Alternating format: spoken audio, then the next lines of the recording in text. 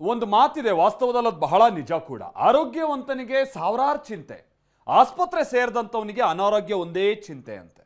ಹೌದು, ಜೀವ ಉಳಿಸ್ಕೊಳ್ಳೋಕೆ ಆಸ್ಪತ್ರೆಯಲ್ಲಿ ಮಾಡುವಂಥ ಕಸರತ್ತು ಅಷ್ಟಿಷ್ಟಾಗಿರೋಲ್ಲ. ಆದರೆ ಈ ಪಾಪಿಗಳು ಅಂಥ ರೋಗಿಗಳ ಜೀವದ ಜೊತೆಗೆ ಚೆಲ್ಲಾಟ ಆಡ್ತಾ ಇದ್ರು. ಯಾಕಂದ್ರೆ ನಕಲಿ ಔಷಧಗಳನ್ನ ತಯಾರಿಸಿ ಕಳ್ಳಾಟ ಆಡ್ತಾ ಇದ್ರು. ಇದೀಗ ಈ ನಕಲಿ ಔಷಧ ಜಾಲದ ವಿರುದ್ಧದ ತನಿಖೆಗೆ SIT ರಚನೆ ಆಗಿದೆ. ಅಷ್ಟೇ ಅಲ್ಲ, ಈ ಜಾಲ ಬಹಳ ದೊಡ್ಡದಿದೆ ಅನ್ನುವಂಥದ್ದು ತಿಳಿದು ಬರ್ತಾ ಇದೆ. ಬನ್ನಿ ಅದಕ್ಕೆ ಸಂಬಂಧಪಟ್ಟಾಗಿನ ರಿಪೋರ್ಟ್ ನೋಡ್ಕೊಂಬೋಣ.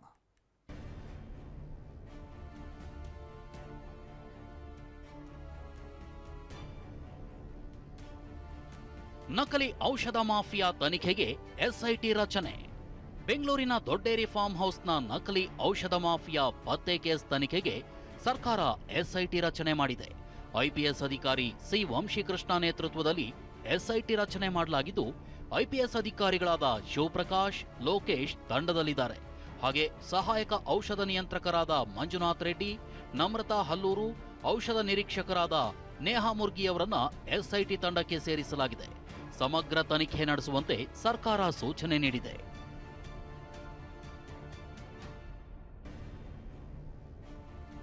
ನಾಲ್ವರು ಆರೋಪಿಗಳನ್ನ ಕರೆತಂದು ಪೊಲೀಸರಿಂದ ಸ್ಥಳ ಮಹಜರು.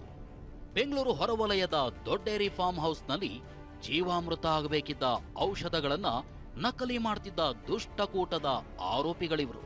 ಫಾರ್ಮ್ ಹೌಸ್ನಲ್ಲಿ ಕೆಲಸ ಮಾಡ್ತಿದ್ದ ಪ್ರಭುದೇವ್, ಫಾರ್ಮ್ ಹೌಸ್ನ ಉಸ್ತುವಾರಿ ನೋಡ್ಕೊಳ್ತಿದ್ದ ತೇಜಸ್, ನವೀನ್ ಹಾಗೂ ಔಷಧಿ ಸರಬರಾಜು ಮಾಡ್ತಿದ್ದ ವೆಂಕಟೇಶ್ನನ್ನ ಪೊಲೀಸರು ಬಂಧಿಸಿದ್ದಾರೆ.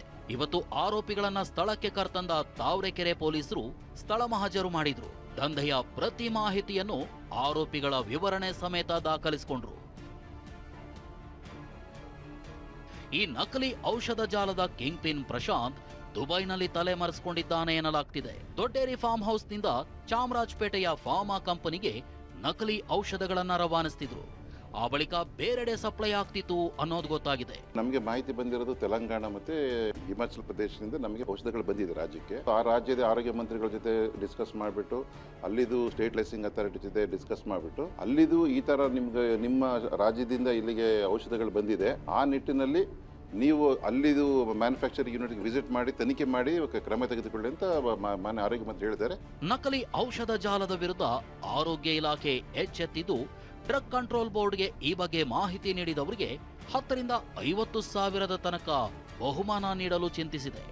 ಇನ್ನು ನಕಲಿ ಔಷಧದ ಕುರಿತು ಮಾಹಿತಿ ನೀಡುವಂತೆ ಎಲ್ಲಾ ವೈದ್ಯರಿಗೂ ಭಾರತೀಯ ವೈದ್ಯಕೀಯ ಸಂಘ ಕೂಡ ಮನವಿ ಮಾಡಿದೆ. ಈ ತರ ಫೇಕ್ ಔಷಧಿಗಳನ್ನ ಗಮನಕ್ಕೆ ಬಂದ್ರೆ ತಕ್ಷಣ ನನ್ನ ಗಮನಕ್ಕಾಗಲಿ ಅಥವಾ ಅಲ್ಲಿ ಜಿಲ್ಲೆನಲ್ಲಿರ್ತಕ್ಕಂಥ ADC ಅವ್ರ ಗಮನಕ್ಕಾದ್ರೂ ತಂದ್ಬಿಟ್ಟು ಇದಕ್ಕೆ ಸೂಕ್ತ ಕ್ರಮ ತಗೋಬೇಕು ಅಂತ ಹೇಳ್ಬಿಟ್ಟು ನಾವು ಮೆಸೇಜ್ ಅನ್ನು ಈಗಾಗಲೇ ನಮ್ಮ ಅಧ್ಯಕ್ಷರು ಮತ್ತು ಕಾರ್ಯದರ್ಶಿಗಳು ಎಲ್ಲ ಬ್ರಾಂಚಿನವರು ಇರ್ತಕ್ಕಂಥ ಒಂದು ಗ್ರೂಪ್ ಇದೆ, ನಾವು ವಾಟ್ಸಪ್ ಗ್ರೂಪ್ನಲ್ಲಿ ನಾನು ಶೇರ್ ಮಾಡಿ ರಿಕ್ವೆಸ್ಟ್ ಮಾಡಿದ್ದೀನಿ.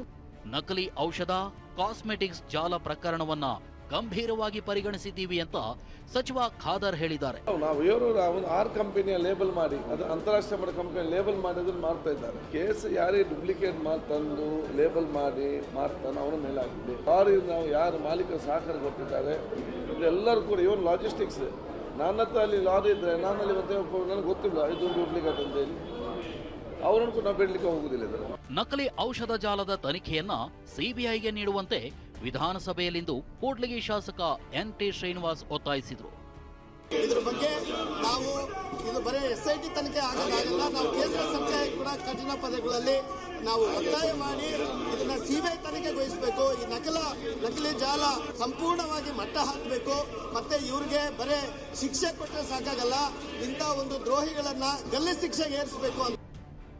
ಏನೇ ಹೇಳಿ, ಆಸ್ಪತ್ರೆ ಪಾಲಾದ ವ್ಯಕ್ತಿಗೆ ಜೀವ ಉಳಿಸ್ಕೊಳ್ಳೋದೇ ಗುರಿಯಾಗಿರುತ್ತೆ. ಸಾಲ ಸೋಲ ಮಾಡಿ ಹಗಲು ರಾತ್ರಿ ಕುಟುಂಬದವರು ಪರದಾಡ್ತಾರೆ. ಆದ್ರೆ ಈ ಪಾಪಿಗಳು ಜೀವಾಮೃತವಾಗಬೇಕಿದ್ದ ಔಷಧಿಗಳನ್ನೇ ನಕಲಿ ಮಾಡ್ತಿದ್ರು. ಇವರ ಕೃತ್ಯಕ್ಕೆ ನಲುಗಿರೋ ರೋಗಿಗಳ ಕಣ್ಣೀರು, ಹಿಡಿ ಶಾಪದ ಬಿಸಿ ಕ್ರಿಮಿಗಳಿಗೆ ತಟ್ಟೋದಂತೂ ಖಂಡಿತ. ರಾಮನಗರದಿಂದ ಪ್ರಶಾಂತ್ ಜೊತೆ ವಿನಯ್ ಕಾಶ್ಯಪ್ನವರ್, TV9 ಬೆಂಗಳೂರು.